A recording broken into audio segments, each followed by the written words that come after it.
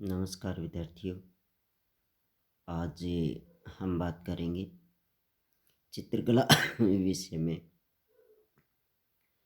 जो प्रथम अध्याय है कक्षा 12 का, उस अध्याय का नाम है पांडुलिपि चित्रण परंपरा। यानी हमारा जो अध्याय है उसका नाम है पांडुलिपि चित्रण परंपरा।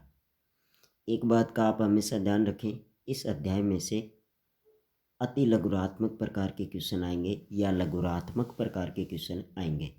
दो ही टाइप के क्वेश्चन आएंगे। ये क्वेश्चन हमारे 1/2 और 1 अंक के होंगे। तो क्यों ना हम इसी प्रकार से इन पर चर्चा करें ताकि आपको आसानी से ये समझ में आ जाए। तो चलिए आज हम बात करते हैं कि पांडुलिपि चित्रण परंपरा का हमारा जो प्रथम अध्याय है इसमें क्या दिया गया है।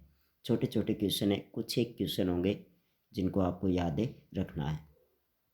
देखिए, पहले ये हमारी बुक में पाया जाता है कि विष्णु धर्मोत्तर पुराण, यानी ये 5वीं शताब्दी में रचित है। कौन सी शताब्दी में? 5वीं शताब्दी में रचित 18 पुराणों में से एक प्रसिद्ध पुराण है जिसमें चित्रकला संबंधी जानकारी मिलती है। यानी हमारे हिंदू धर्म में पुराण कितने हैं? तो वो 18 है।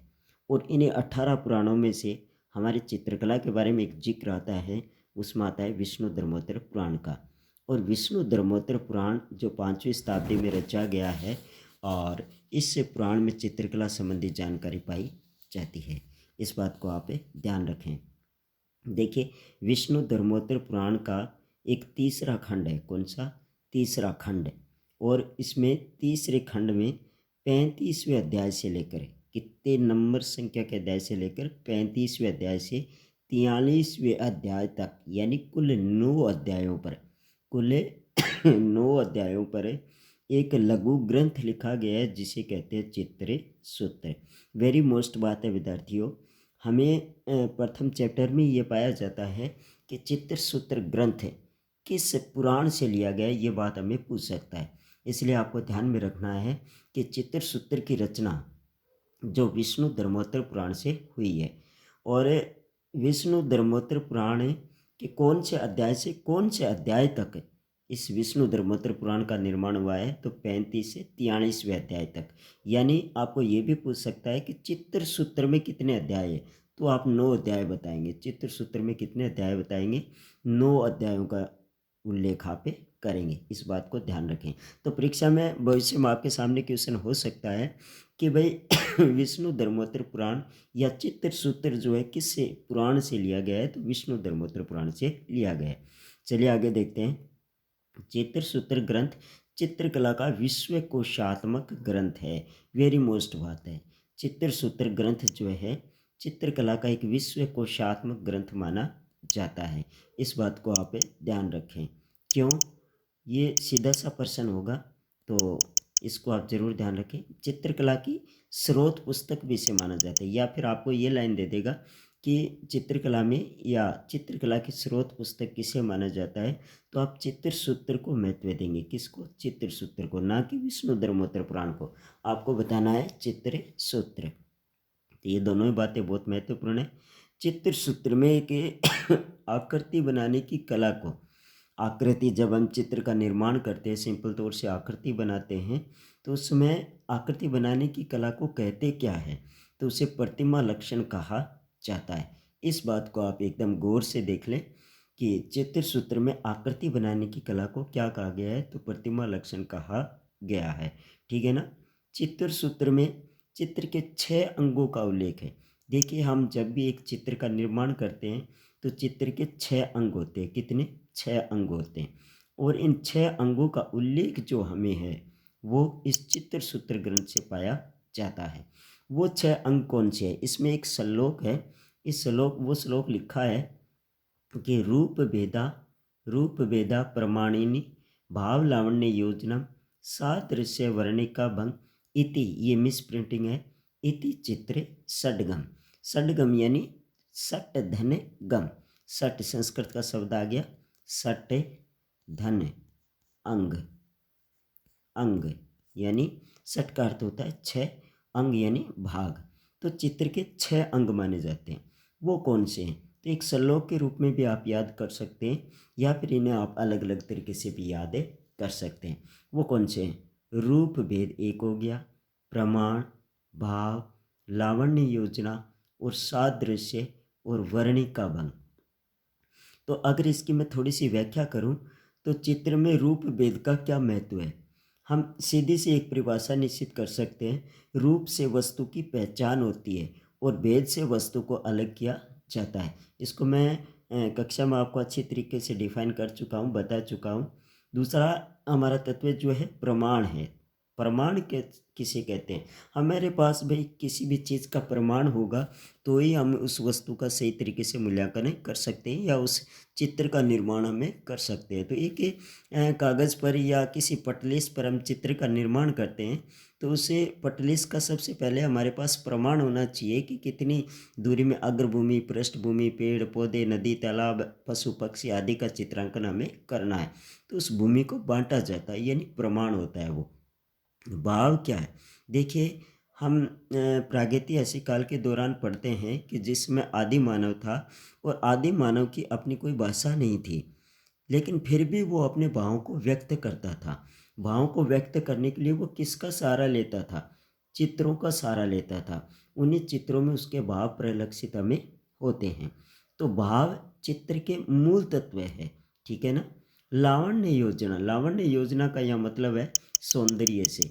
लावण्य योजना किसे कहते हैं? सौंदर्य को कहते हैं, यानी चित्र में कितनी सुंदरता हम प्रदर्शित करते हैं। फिर है सादृश्य। सादृश्य यानी हमारे सामने जैसा ही हमने चित्रण को देखा और वैसा ही चित्र हमने बना दिया। वर्णिका भंग यानी रंगों का बिखराव, यानी रंगों का हम इस प्रकार से प्रयोग करें कि हमें उसका भेद मालूम हो और सही ढंग से सही रंगों का प्रयोग हमें कर सकें। तो ये 6 अंग जो है चित्र के माने जाते हैं। इनको आप जरूर ध्यान रखें और परीक्षा में आपको पूछा भी जा सकता है कि चित्र के कौन कौन से अंग होते हैं, क्योंकि हमारे अध्याय में ये बात लिखी है, इसीलिए वहाँ से ये क्वेश्चन बन सकता है, ठीक है ना। और अगर हम आगे की लाइन पढ़ें कि मध्यकालीन चित्रकला को लघु चित्रकारी के नाम से भी जाना जाता है। ये बड़ी महत्वपूर्ण बात है कि मध्यकाल है जो मैंने आपको बताया है कि कहाँ से कहाँ तक पाया जाता है, और इसमें जो चित्र बनाए गए थे वो लघु चित्रकारी है, छोटे चित्र बनाए गए थे। तो ये जो महत्वपूर्ण बातें हैं वो सिर्फ शुरुआती पेज पे हमें कुछ बातें दी गई है। तो देखिए, इसमें आपके सामने यही प्रश्न बनेगा कि विष्णु धर्मोत्तर पुराण या फिर चित्र सूत्र जो ग्रंथ है वो किस पुराण से लिया गया है या कहाँ से लिखा गया है? तो विष्णु धर्मोत्तर पुराण बताएंगे। चित्र सूत्र में कितने अध्याय है? तो आप 9 अध्यायों का उल्लेख करेंगे। और किस शताब्दी का है? तो 5वीं शताब्दी का है। या फिर आपको कह सकते हैं चित्रकला के विश्वकोशात्मक ग्रंथ का नाम बताओ, तो भी आप चित्र सूत्र बताएंगे। या फिर आपको पूछ ले कि चित्रकला की स्रोत पुस्तक का नाम बताओ, तो भी आप चित्र सूत्र बताएंगे। या फिर आपको पूछ सकता है कि चित्र सूत्र में आकृति बनाने की कला को क्या कहते हैं? तो प्रतिमा लक्षण कहेंगे। चित्र सूत्र में चित्र के कितने अंगों का उल्लेख किया है? तो आप बताएंगे 6 अंगों का उल्लेख किया है। आपको ये भी कह दें कि चित्र सूत्र में जो 6 अंग हैं उनका उल्लेख करो, तो रूप भेद, प्रमाण, भाव, लावण्य योजना, सादृश्य और वर्णिका भंग, ये 6 अंग इसके माने जाते हैं, ठीक है ना। और एकदम सिंपल सा सामान्य सी बात आपसे पूछी जा सकती है कि मध्यकालीन चित्रकला को किस अन्य नाम से जाना जाता है? तो आप कह सकते हैं लघु चित्रकारी के नाम से भी इसे जाना जाता है, ठीक है ना। तो अब चलिए दूसरा क्वेश्चन जो हमारे इसी पहले लेसन से बन सकता है वो कौन सा है? वो लेसन है, वो क्वेश्चन हमारा बन रहा है कि भाई पांडुलिपि चित्रण क्या है, वह इसकी विशेषता बताओ। पांडुलिपि चित्रण की क्या विशेषता होती थी? पांडुलिपि चित्रण किसे कहते हैं? इस पर आज हम बातें करते हैं। देखिए, मध्यकाल, हम मध्यकालीन चित्रकला का अध्ययन करते हैं पहले अध्याय में, वहीं से हमारी कला का अध्याय जो है प्रारंभ होता है। तो मध्यकाल के दौरान एक चित्रकारों का बड़ा वर्ग, बहुत सारे चित्रकार लघु चित्र निर्माण में लगे थे। यानी एक बहुत बड़ा चित्रकारों का जो एक वर्ग है वो इस प्रकार के छोटे चित्रों का निर्माण करता था, क्योंकि इस समय जो धार्मिक हमारे ग्रंथ होते थे या स्रोत जो थे उसमें लेखन के साथ साथ चित्रांकन भी होता था और उसे पांडुलिपि की श्रेणी में रखा जाता है, ठीक है ना। पांडुलिपि चित्रण में लेखन के साथ साथ चित्रकार्य भी होता था, ये एक इसकी महत्वपूर्ण विशेषता मानी जाती है। साहित्य संगीत ग्रंथों का चित्रण किया गया है। चित्रपट के शीर्ष भाग पर हस्तलिखित छंद को स्पष्ट रूप से लिखा गया है। यानी पांडुलिपि चित्रण में जो हमने या चित्रकारों ने जो चित्र बनाए हैं उसके शीर्ष भाग में यानी ऊपर के भाग में हस्तलिखित अपने हाथों से एक छंद का भी निर्माण किया है, यानी छंद भी लिखा है कि भी इस चित्र का रहस्य क्या है, क्यों इसे बनाया गया है। ठीक है ना। आगे की पढ़ते हैं। रामायण, भागवत पुराण, महाभारत और गीत गोविंद, रागमाला आदि के चित्रों का संकलन हुआ था। यानी मध्यकाल के दौरान जैसे रामायण और ये जो भागवत पुराण और महाभारत है ये तो बहुत पहले लिखे गए थे, लेकिन इनका संकलन जो है, इनको एक जगह लाना या फिर इसमें चित्रांकन करना या इस इनकी जो कथाएं लिखी गई उन पर आधारित चित्र बनाने का कार्य जो है वो सभी मध्यकाल में हुआ था। इस बात को आप ध्यान रखें। बाकी ये बहुत प्राचीन ग्रंथ माने जाते हैं, हमारे सबसे बड़े ग्रंथ भी है हिंदू धर्म के, तो ये बात बताने वाली नहीं है आपको। प्रत्येक संग्रह को यानी इस मध्यकाल के दौरान पांडुलिपियों के दौरान प्रत्येक संग्रह को कपड़ों के टुकड़ों पर, यानी कपड़ों के छोटे छोटे टुकड़े होते थे उस पर लपेट कर या फिर एक लकड़ी का कुछ लिया जाता था, उस पर इस कपड़े को लपेटा जाता था और इसे राजा या संरक्षक या उसे को संभालने वाला पुस्तकालय में, उनका राजाओं का एक मध्यकाल के दौरान पुस्तकालय भी हुआ करता था, पुस्तकालय में गठरी या पोटली के रूप में संग्रह किया जाता था। यानी हम बात किस पर कर रहे हैं, पांडुलिपि चित्रण पर कर रहे हैं कि पांडुलिपि है क्या। तो पहले ये बात सिद्ध हो गई है कि पांडुलिपि चित्रण जो है मध्यकाल के दौरान चित्रण के साथ साथ लेखन कार्य भी होता था। एक बहुत बड़ा चित्रकारों का वर्ग जो है इस कार्य में लगा था। या पांडुलिपि के उदाहरण कहे पूछे हमें तो रामायण, भागवत पुराण, महाभारत, गीत गोविंद, रागमाला आदि का में नाम लिख सकते हैं। इन्हें पांडुलिपि भी कहा जाता है। ठीक है ना। तो अब ये बात है कि भाई पांडुलिपि कपड़े पर भी चित्रित होती थी, तो इसको सुरक्षित कैसे रखा जाता था, तो एक लपेट कर इसे पुस्तकालय में गठरी के रूप में सुरक्षित रखा जाता था। ठीक है ना। पांडुलिपि चित्रण का सबसे महत्वपूर्ण पृष्ठ, ये बहुत ही महत्वपूर्ण बात है आपके लिए, आपको पूछ सकता है कि पांडुलिपि चित्रण का सबसे महत्वपूर्ण पृष्ठ कौन सा था, तो इसे आप क्या कहेंगे, पुष्पिका पृष्ठ, या हम पुस्तक में पढ़ते हैं इसे कोलोफोन पृष्ठ भी कहा जाता है। पुष्पिका पृष्ठ या कोलोफोन पृष्ठ भी इसे कहा जाता है। ठीक है ना। देखिए नीचे बात लिखी भी गई जिसे कोलोफोन पृष्ठ भी कहा जाता है। इस बात को आप जरूर ध्यान रखें, ये आपको भविष्य में पूछी जा सकती है वार्षिक परीक्षा में। ठीक है। चलिए आगे बढ़ते हैं हम।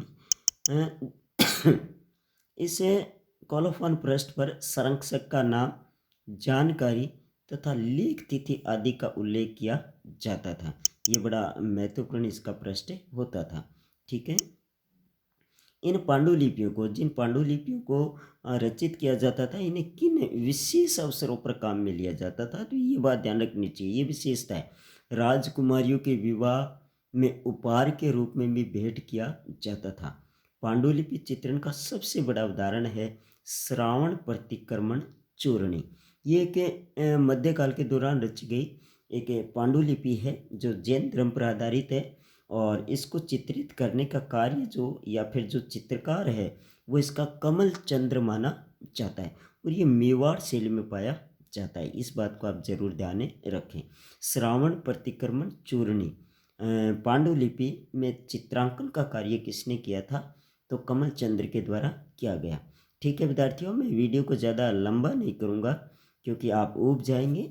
तो आज आपने पढ़ा है कि पांडुलिपि चित्रण किसे कहते हैं, और एक हमारे लेसन के आरंभिक के बातों को आपने अध्ययन किया जिसमें आपने विष्णु धर्मोत्तर पुराण और चित्रकला के एक विश्व कोशात्मक ग्रंथ के बारे में आज आपने जाना है। तो इस बात को आप जरूर ध्यान रखें और इसे पुनः वीडियो को देख लें ताकि आपको